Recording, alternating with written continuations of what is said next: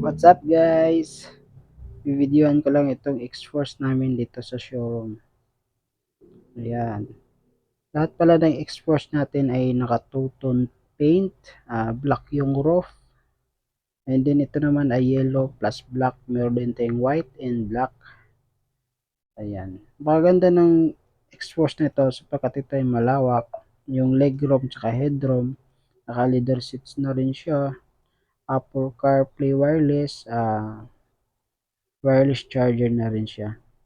12 inches touchscreen monitor, meron na rin siyang blind spot assist, meron na rin siyang dim light dito sa GT variant.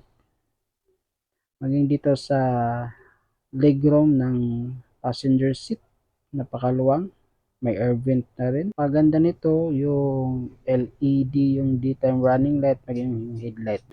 Kagandahan din dito, lahat ng variant ng X-Force ay meron na siyang chiller.